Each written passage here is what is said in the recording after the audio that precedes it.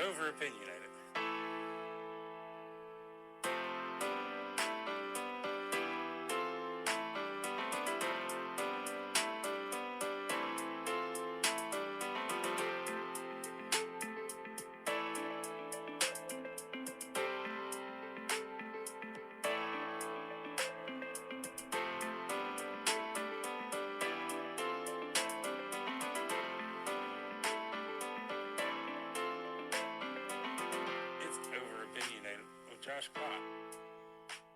Hello everyone, welcome back to Over Opinionated.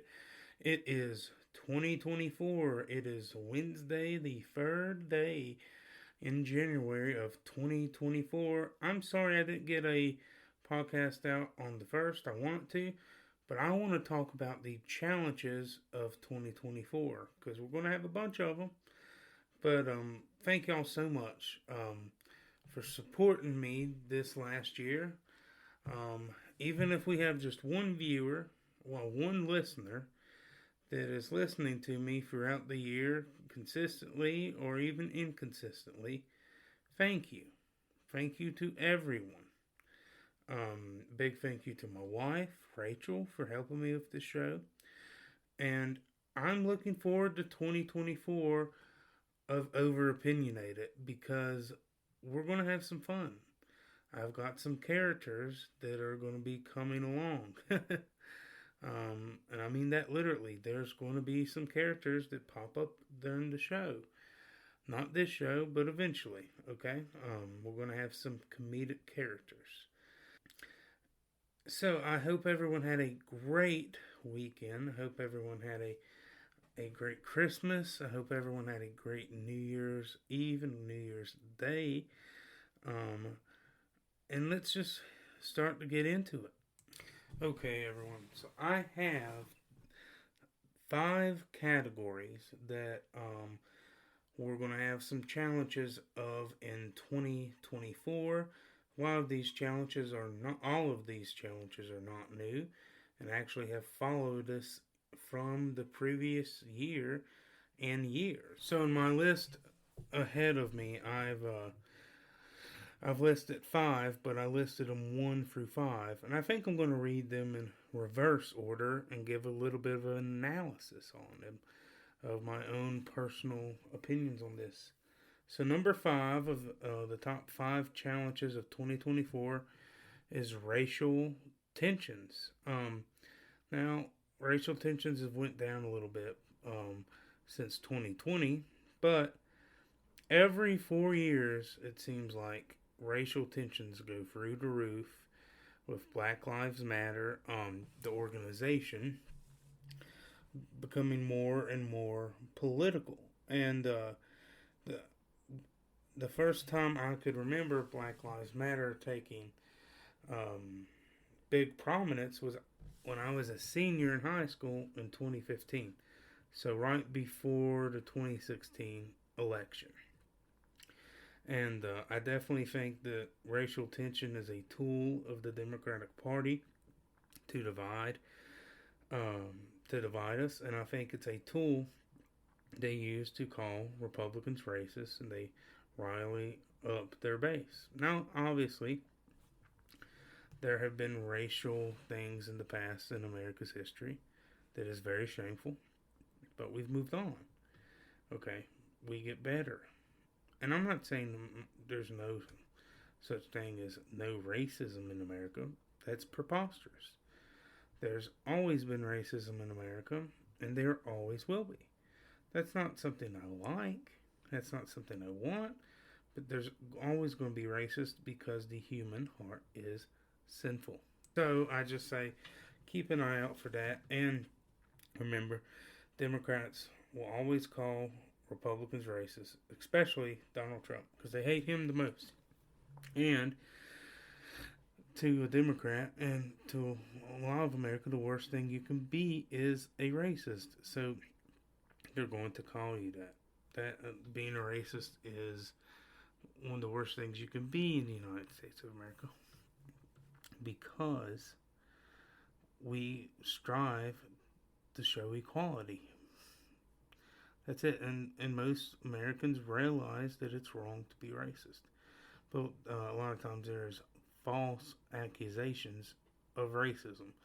So gear in for that in 2024. I don't have a ton of statistics, but that's just my feeling. And I don't think I'm alone in saying that. Number 4 is sexual sin. And maybe you might say that's a little low. Maybe it is. Sexual sins are rampant in the United States. How did we usher in the new year? Okay, CNN gets a ton of coverage. One of their biggest things, I believe, of the year is the New Year's celebration in New York and the drop of the ball, where they drop the ball and welcome in the New Year. Well, what's a big tradition on New Year's? You kiss your significant other, your wife or husband. CNN decided to show on the very first image of America in the New Year 2 homosexuals kissing. What's more blatantly obvious to usher in the new year that we are in a sinful society, a sexful, sinful society. Man, we are in a ton of sexual sins. A few weeks ago, we saw a Senator Stafford having gay sex in the Senate hearing room. Man, we're just loaded for war of sexual sins. Abortion, which is also because of sexual sins. And it just comes down to that. We're killing tons of unborn babies because of the sins of their parents most of the time. Well, and listen, sometimes the babies come from a married household and they just feel like killing them. But let's just be real. Most of it is coming from sexual sins. We don't know what gender we are anymore. Not really. We don't know what people say are saying gender is a social construct. And we should use the word sex, even though we know exactly what we're saying. And it's celebrated. Transgenderism is celebrated in America. This is a sexual sin, and it will bring God's judgment on us. If you're a Christian, you believe God judges the nations. You believe the Bible when it says that. Okay? And we can't just hide away from that. God will judge us for all sins, including sexual sins. And we have to repent as a nation, and we have to say this is awful, it's evil, and it's wrong. It's wrong. The number 3 issue I have is economic hardships. A lot of Americans are struggling to make ends meet. I think right now we've had more credit card debt as a nation than any other country, with over $1 billion. It's awful. It's awful. You could say, well, personal responsibility, this, and this. I agree with personal responsibility, but people are having a hard time to make ends meet. They just are. And Joe Biden can talk about Bidenomics all he wants to. When you're checking out at the grocery and it says $350 for grocery bills, and you still gotta pay rent, you still gotta pay your car insurance. I mean, my goodness, it is expensive to live in America. And what if you don't have a college degree? What if you're making $15 an hour and you're a single guy, or you have kids at home? Man, it's hard. There's a lot of economic hardships. The housing market is not doing well. Interest rates are through the roof. It is harder for a lot of younger people and a lot of millennials to buy homes right now. Millennials are getting screwed. 100% they are. Let me read you some statistics from Ford Advertiser. Forbes is a big magazine. The millennials homeowner rate by age, 25 to 29. So I'm in that category. 25 to 29 ages of millennials, 35.2% of us own homes. Only 35.2% of us own homes. And right now would be the time that you are getting a home. I mean, you've graduated college, have a couple years under your belt, or you've been in the workforce for a while, getting close to settle down. Only 35% of people from age 25 to 29 of millennials own homes. That's not good, folks. Age 30 to 34 is 49%, a little bit better. We're basically at half, 30 to 34. Then 35 to 39, we have 59.2. And then the older millennials, 40 to 44, you have 66.7. So that's good. But still, us younger folks, we're getting screwed. We can't afford it. And our wages aren't where they need to be to afford the houses either. And listen, it's debatable what a millennial is. Most people, it goes from the 80s until most people say 1996 or 7. Some say 5. So that's a little bit debated. Regardless, younger people 25, 24 to 29 years old can't afford a house. We just can't. So they're getting rent or they're living at home with their mom and dad. And I will say this, and there's nothing wrong with living home with your mom and dad.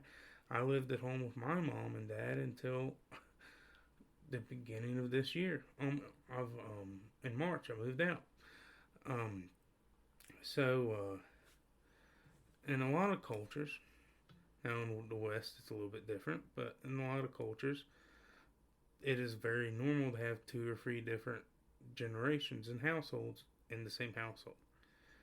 And I actually do think as Christians we should destigmatize that. There's nothing wrong, nothing sinful to live with your parents. It's not. And I don't think that's a bad thing. In America we think we have to own this, we have to do that. It's not bad to live with your parents until you get your feet settled. Now, contribute. If your mom asks you to go buy some milk, go buy some milk. Offer to pay a little bit of rent if you want. My dad wouldn't let me pay rent, and I tried to get him to, because I know things are expensive. I was like, listen, Dad, $100 a month. Okay? That's a lot less than rent. Let me give you $100 a month to help things up. Nope, won't do it. And if I ever have kids, I feel like I want to do the same thing. But yeah, economic hardship, man. It's expensive to live in 2024, man. It's expensive. We have groceries, we have this, and this. Although I will be able to say we have not went grocery shopping this year. That will change shortly. But this whole year we have not grocery shopped. But we're only 3 days into the year. So number 2 is Israel. Israel's at war with Hamas. Ukraine's at war with Russia and Chinese aggression. Okay? This is very self-explanatory of my reasons. The Israeli-Hamas crisis is awful. There's been thousands of people die on both sides. You have the far left calling Israel guilty of genocide, which is insane. Israel is just trying to defend itself. You can disagree with their tactics of defense, but Israel is just trying to defend themselves against a bunch of terrorists that wants to wipe them out from the history of humanity, and from the region. Israel has a right to defend it herself. Ukraine's at war with Russia still. Now, Ukraine's done very well with the help of the United States. Okay? I think we've proven if nuclear warheads were off the table that we would crush Russia in a war. We would. Because our proxy, Ukraine, has held them to a stalemate. And There's a lot of criticism I have for Ukraine, and there's a lot of and Luzinski, but Ukraine is the good guy in this war. And but is it the United States' job to keep funding this war forever? I don't think so. I I think the United States has to say, Vladimir Luzinski, listen, we're not going to give you any more money. We're not going to give you any more military assistance unless you come down to the meeting table with Vladimir Putin and make peace. Now, you're going to make some concessions that you're not going to like. You're going to probably have to give part of your country away. And that sucks. And that's not good. And it's not right. But you're not moving the line any. You're not advancing into Russia controlled territory. You're not. And if the United States taxpayer, which is me and you, we're going to keep paying for this war, there has to be an end in sight. Also, the more the war goes out, obviously, the more human loss of life occurs. So there has to be an agreement between Russia and Ukraine. Something you could offer Ukraine is, if they surrender this part of their country, then guess what? They're allowed in NATO. Russia doesn't want that to happen, but give and take happens at the negotiating table. And that doesn't make anything that Russia did right. Russia was wrong. Morally speaking, Russia is bankrupt. Also, I don't think the American taxpayers should just hand over blank checks. And Vladimir Luzinski has done some really questionable things on some things. He is persecuting the Ukrainian Orthodox Church right now. These are our brothers and sisters in Christ, and they're being persecuted. That's wrong. It's wrong, and it's being done on our tax dollar. Okay, so we have every right to hold Ukraine accountable for the money we're spending in that war. And we got to force them to the negotiating table. Well, anyway, to move on, still continuing my second point, Chinese aggression. Chinese aggression is very real. They're increasing their presence in the South China Sea. It looks like they've been very aggressive toward Taiwan. And when you have a weak foreign policy, then yeah, stuff like this happens. And China's been wanting Taiwan to come back in their country for a very long time.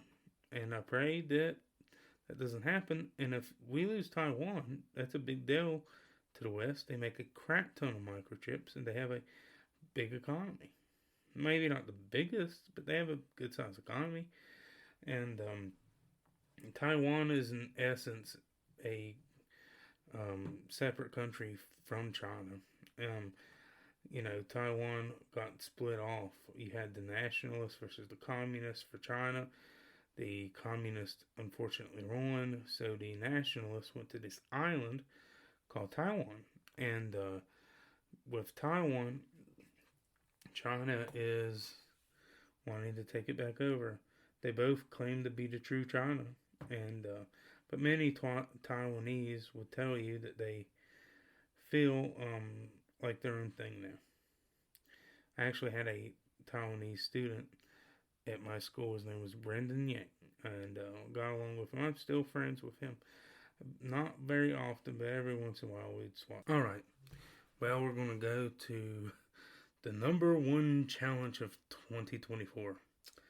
What do you think it is? It's the presidential election of 2024. And if any indicator of 2020, we are in for it. You better buckle up. What has changed between now and 2020 in the political climate that's indicated that it would be any better on a country? And I don't see it. We're not in a pandemic now, thank goodness. That pandemic was awful. The reaction of many politicians was worse than the pandemic itself. The two front runners in the Republican and Democratic race is seen very unlikable by most of the country. So Donald Trump and Joe Biden, many of you listening, Donald Trump and Joe Biden is older than both your grandparents. um, so yeah, it's going to be crazy. In this political year, we're going to have the presidential election, and you're going to have tensions between the right and the left. You're going to have tensions between the city and the country, like we always do, and that's why I also kind of relate that back to number 5 with racial tensions. So that's a big deal, and we just have all Americans at each other's throats for who's going to have the White House for the next 4 years. And Donald Trump's running away with it in the overall polls. He's above 50%. Nikki Haley's been rising. It took us a lot of Ron DeSantis' mojo. And that's simple. Why? Because all the establishment was supporting Ron DeSantis, not because they like him, but because he wasn't Trump. So when they could pick someone else, they did. But don't get me wrong, Nikki's not going to win this. She's doing well in New Hampshire. She's polling better than all the other Republican candidates. But I still think she's only at 20%. Maybe I'm wrong at that number. I don't see her. I think Trump's got it, man. I think if Trump wins Iowa and New Hampshire, which Iowa is very short, guys. Iowa is next month. And that's what kicks off the presidential election. And it's crazy to me that we are already here. Last year, I had just started my podcast. And a little bit before that, I remember I was talking to my friend Darren McLean about Trump running, jumping his campaign really early. But, yeah, we'll see what happens. Nikki Haley got in a little bit of trouble at a New Hampshire town hall where someone asked her what the Civil War was over, and she drawled out her answer and said it was about a power dynamic and this and that and this. Her answer wasn't wrong, but that liberal media was very mad. The guy that answered her the question was very mad that she did not say slavery. And my friend Caleb Crew, he told me, he's been on the show, he said, who would have thought that you defending Nikki Haley about the Civil War would be on the bingo cards? Yeah, who would have thought that? I didn't. Because I'm not a fan of Nikki Haley. She was very hypocritical about how she took down the Confederate battle flag. I don't understand this for Nikki. I don't, because all the Confederate people hate you already. Why not just say it was about slavery? You're too upset to make the pro-Confederate crowd mad? They're already mad at you. They already don't like you. You have nothing to gain for giving this long drawn out answer. Now listen, if you asked me, what would I say? I wouldn't just say it was about slavery. It was about slavery, but I would give you context and I would give you my opinions drawn out, and I would also say that it was also about slavery. But the Democrats are jumping all over her about this. Joe Biden tweeted it was about slavery. And to be fair, Joe knows exactly what it was about because he was in the Union Army in the Civil War. That's how he remembers.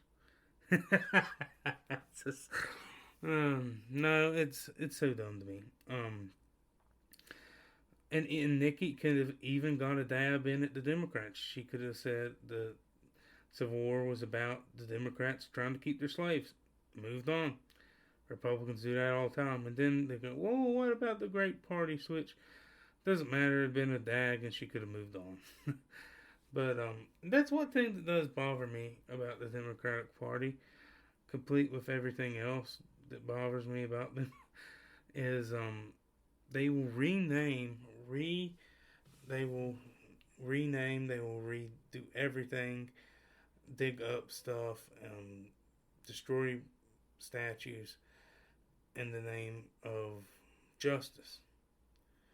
Well, the Democratic Party was the party of the Confederacy. You could say they switched. You could say this, that. Okay, there's some truth to that. Not all of it. You stretch the great party flip as much as you can. And listen, but even if that being true, the name of the party of the Confederate States of America was the Democratic Party. You think with all the name switching, with all the monument moving, of changing everything that is a little bit offensive, you'd consider changing your own party's name that was the party of the Confederacy. You might not like it, it was true. It doesn't bother me that much, but I'm not a modern day Democrat. But if the left didn't have double standards, they'd have no standards at all. Well, we'll be right back after this short break. Has anybody ever told you you were over opinionated? How about this one? You can talk about everything you like, but don't talk about religion, don't talk about faith, don't talk about politics. My name is Jerome McClain, host of Jerome McClain Show, and I want to introduce you to a show called Over Opinionated with my friend from Southwest Virginia, Josh Scott. Josh has always been told he has been over-opinionated. He always tried to hold back these opinions, but he tried to back them up when he had to say something with facts and logic. Since he's grown up in many ways, he had to change a lot of his views and his opinions, as a lot of people should. He's not a millionaire from Fox News or CNN. He's just a hard-working, blue-collar type of guy. Give Josh Scott a shot at Over Opinionated with Josh Scott. You can find him on patreon.com/overopinionated at 679. You can also check him out on Twitter at NRV_guy79. Over Opinionated with Josh Scott, where he is this soft-spoken guy telling you the truth. But yeah, just to recap, the top 5 challenges of 2024. Number 5, racial tensions. Number 4, sexual sins. Number 3, economic hardship. Number 2, foreign policy, the wars in Israel, Ukraine, and Chinese aggression. And then number 1, the presidential election. It's going to be a big year. Everyone, I had a former co-worker who absolutely loved the weather. He has a big Facebook following, and is Andrew Graham, the Weatherman. I'm pretty sure is his Facebook page. And he is from southern West Virginia. I used to work with him. And I asked him if he wouldn't mind giving us a little bit of a forecast throughout the week. And with nothing ever left to do, I want to give everyone's attention to Andrew Graham, the Weatherman, with the first ever weather report of Over Opinionated. Here is Andrew's 7-day forecast. Today we will see partly cloudy skies with highs in the 30s and lower 40s, with lows in the lower 30s. Thursday we will have mostly cloudy skies in the morning, becoming partly cloudy by the afternoon, with highs in the 30s. Then Friday, we will see highs in the upper 30s, lower 40s, with partly cloudy skies. Now, we do have a potential winter storm for Saturday into Sunday morning early. Highs are looking like to be in the lower 30s, lows in the upper 20s. And it looks like it's going to be a mixed bag of precipitation. Starts off as snow, and then changes over to a wintry mix of freezing rain, sleet, and snow, potentially all changing to plain rain for a short period of time, especially south of Westfield, going towards like Bristol. By Sunday afternoon, we clear out with highs in the 30s and lows in the 20s. Monday, we will see increasing clouds with highs in the 30s to lower 40s. And then Tuesday, we will see another storm system coming in, potentially bringing a wintry mix on the onset and then changing to rain. Heavy at times, localized flooding is possible, and that will go into Wednesday also. Highs in the 40s, lows in the 30s. This is Andrew Graham, the weatherman. I'm out of Southeast West Virginia. I do local weather on my weather page, Andrew's Weather. A big thank you to Andrew Graham, the weatherman. No, but a big thank you. He always loved the weather. And I worked with him for about 4 months at a dealership where I was detailing cars. So a decent guy. So go check out his page. It's around here. And I told him, give us a little update for the Southwest and the New River Valley. And so everyone, please be careful. And I do think we might get some snow. I know we've been calling for it for a little bit, but we might get some serious snow. So be careful. But before we go to our Bible verse of the day and we close out the show, I just want to have a real talk with y'all. A real talk. And maybe I start a segment called Real Talk, but I haven't done that yet. I just want to have a real talk with y'all. And I try to be very transparent of the type of person I am. I'm a Christian, but I'm far from perfect. I'm a sinner, saved by the grace of Jesus. But right now I'm extremely tired. I had work. I went to the gym. I did dishes and trying to potty train the dog. And now I'm giving you the podcast. I love doing this podcast, but it's a lot of work. I'm not giving it up. I won't give it up unless I believe the Lord wants me to. I like doing this podcast, but it's a lot of work. And if I don't sound the greatest in this podcast, I'm tired.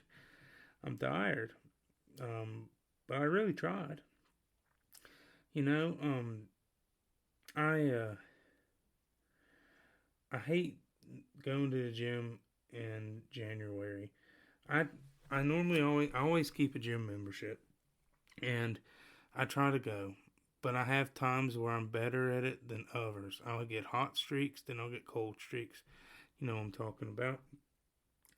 But anytime it's January, you have all the New Year's resolution people that hit the gyms really hard for a month and quit. Now listen, I've done that. I haven't done that exactly with New Year's, but I'll hit the gym hard for a month and then quit. But it's not the same. But and listen, why are you hitting? You don't look like you're hitting the gym. You're so fat, Josh. I am pretty fat. And I want to ask you to pray for me on that. I really struggle with my weight.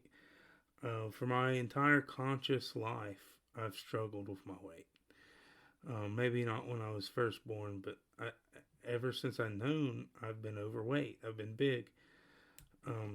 And maybe that's the way it is until I pass away. Hopefully that's a while from now. I don't know. But I'm not giving up. I'm not giving up. And I would really appreciate if you prayed that God gives me strength and God encourages me and I can stick with it. I can eat right. I can go to the gym regularly. It gets harder when you're married and you have responsibilities. You're potty training the dog. You gotta do the dishes. You gotta do the laundry. You gotta work. You gotta do the podcast. And not only that, but I also believe that God has I've believed this for a while, but I pushed it off. I believe God's put a calling on my life to do a few ministerial things, and I want to be able to fulfill that calling. And part of that in my mind is, if I do that, I need to lose a little weight, and I need to get smarter. Now, I think God can use big people. I do. I just don't want to embarrass my God. I don't want people to say, "Look at him. Look how big he is. How can he deliver God's message?" And I want to be healthy. And I want to be healthy. I want to be a good husband. And one day I pray a good father. But I'm really trying.